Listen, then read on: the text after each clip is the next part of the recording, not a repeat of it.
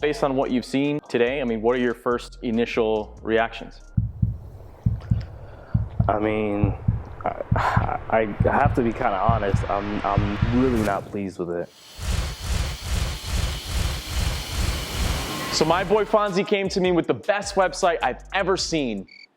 Not really. This thing is not good. So like any good friend would do, I helped him redesign it with our team, and here's how that conversation started. How you doing, Jenna? I'm good, Fonzie. How are you? Good to see you. Long time no see. Long time no see. I know. Congrats again on your blossoming family. Thank you. Thank you. Very exciting. My boy goes in. Yeah, Fonzie. So we looked at your website right now. It needs help. Dire help. Our goal is to get it live sooner than later. We got your onboarding survey. So Fonzie, tell us a little bit about Load and Go, and then a little bit why you started the business and some of that stuff. Yeah, so Load and Go, right now its introduction is basically dumpster rentals. Kind of mid-grade size, 15-yard, which for right now, just based off of analytics, some of the information we gathered across markets in some of the other states and Connecticut, 15 yards tends to be like the standard size dumpster. So we kind of want to trial out with the 15-yard rental service. And so now what we're gonna do is we're gonna meet with the design team and Jenna, our project manager, to really look and see what the scope of work of this design is. I feel like first things first, it's gonna need that graphic. We should have everything you need. We even have an SVG logo file. Yeah, even this middle dumpster one, Amanda, if you want to try to cut it out, put it in front of a house that's getting remodeled or something, because the whole thing is DIY, rent our dumpster. That's kind of the mindset I think that we want to go with there. So I feel like maybe tomorrow we want to regroup and just see where we're at, set up and where we're at with the graphic, and then we can go ahead and really map out who's doing what for the wireframe sections.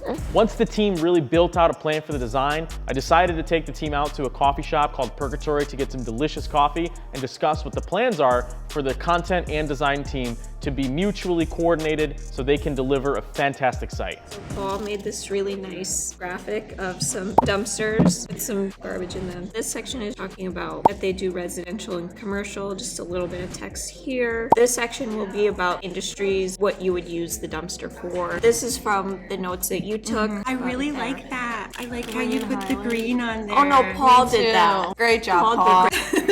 Then this is mainly just about like the size of the dumpster, maybe like some information about renting it. Then I have a do's and don'ts section. So I love that. do this, Dumpster not do's this. So and this would be like where you put obviously what not to throw in there, and then like Organize your information, yeah, tarp, those types of things. yeah, And Which Fonzie can get specialty to. items like tires, and I know they take other things that maybe some other places don't. That's perfect. Definitely gonna need that. Since you want an FAQ section, I can just put it underneath here. Yeah, I think that would be perfect. Yeah, and then we just have the the form with their contact information, hours, logo again, map saying that they serve all of New Haven County, phone number, email, and then this button if they want to text, they can go ahead and do that. All right, so that's it, guys.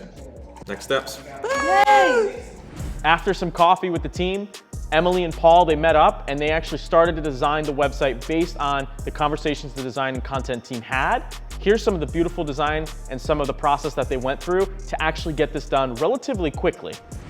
Now we're getting into the actual design of the webpage. While Emily is working on creating the structure for the website, I'm in the background creating graphics, assets, and icons to properly represent the services that are offered at Load and Go. We made a bunch of different things, including a graphic to show the dimensions of the dumpster. We made icons to represent each of the services, and we also made branded images that also represent each of the services to keep it visually interesting and make sure that it's easy to see what you can and what you can't do when working with Load and Go. One of the big considerations when creating the design for this website was making sure that we stick to those branded colors as much as possible. Being that it is a monochromatic logo, that green really does need to stand out, and we want to make sure that people become comfortable and used to seeing that color so that they can build that brand reputation and that brand equity within the market. We utilized a number of stock services to help us find images since we weren't able to accomplish a photo shoot in time, but because of that, we were able to really build something that is representative of what Load and Go has to offer, is visually interesting, is focused on conversion, and ultimately will provide a very strong user experience for whoever goes on the website and is looking to rent one of their dumpsters. I'm in love with the design that I'm seeing so far. I think Paul and Emily did a really good job. And so now what we're gonna do is we're gonna talk to Rachel and Julie, and they're actually going to contact Fonzie to get some of the questions that they had answered about his services and frequently asked questions. And then they're gonna write the content so when he comes in next week, we're actually gonna be able to show him something that's live, has a design on it, has content on it, and it's everything that he expected when we initially talked. Hey, Jen. Hey, Fonzie, how are you? Hi, guys. So we just have a few questions. Yeah, that's fine. First question, when referring to your company name throughout the text on the site, should we keep it in all caps all the time? Yes, please. And then are there any items you don't take? No, honestly, at the moment there isn't anything, there's no restriction on items. They just need to be disclosed. Can you give us an example of that? For example, paint cans. Paint cans of paint, they need to be disclosed. I think we were talking about last time, like tires. You can't just fill up a dumpster and have tires in the bottom of it without telling us, or, you know, maybe a little tiny fridge that maybe contains Freon. The list of it could be very meticulous because there's different aspects. And I think those are the most common ones, which are like some of the restrictions I have, like on the rental agreements. And then, do you have any kind of frequently asked questions? I think time frame is one of them. I think that's the most common question. How long can I have the dumpster for? Do they have to be home to accept the dumpster delivery? Not necessarily. As long as there's communication. We think it might make sense to have an about the owner section. That would actually be great. I mean, it's a small business, it's a startup. That way it kind of gives them or defines some type of background, what I'm trying to accomplish, and I guess my intention. And then, so are we allowed to say kind of starting at $400 for the pricing? Yes, it doesn't seem like it's compromising with anything. Thank you so much for taking the time to talk with us and answer our questions today. No, I appreciate you guys. Thank you. After the content team met with Fonzie and discussed his needs, our team immediately started writing effective SEO content that was going to be displayed directly on his website, accurately depicting his business and his brand's goals. The next day, Fonzie came into the office and we said what up with him. He sat down, we put him in front of the TV screen, and we were ready to demonstrate the new website. Thanks for coming in, of course. Thank you for having me. Yeah, so I'm gonna be showing you the new site today. So I'm gonna go ahead and share my screen with you, and then we're gonna go through section by section. And then when you're done, just let us know what you wanna change. You can send me text, email, just to send it over. Awesome. First things first, this is called the hero shot. So this is where you need to immediately tell the visitor what it is you do and who you do it for. So the copy on the headline is CT's go-to dumpster rental with a small description and then 2 call to actions at the bottom there, right when they visit, so they know to contact you or send a text or a call to that phone number right there. Yep. Obviously, our designers made a dumpster. We put your branding on it, and then we actually threw in some of the trash that you accept in the dumpster, just to give it some, visual appeal. Realism, yeah. Yeah. And then at the top there, on that section right there, that'll stay with us as we scroll, where it says schedule. So that call to action, we want call to actions to always be available when visitors look at your website. Then we got your nice logo at the top, which I love your logo. Glad you did it the right way. So that's always going to stay there. So we really want to make sure it's that green, gray, white colors. As we scroll, we identify exactly the types of customers that you're working with, right? The residential, the commercial, and of course, at a later date, we can always expand on this. Of course, yeah. Scrolling down, the different types of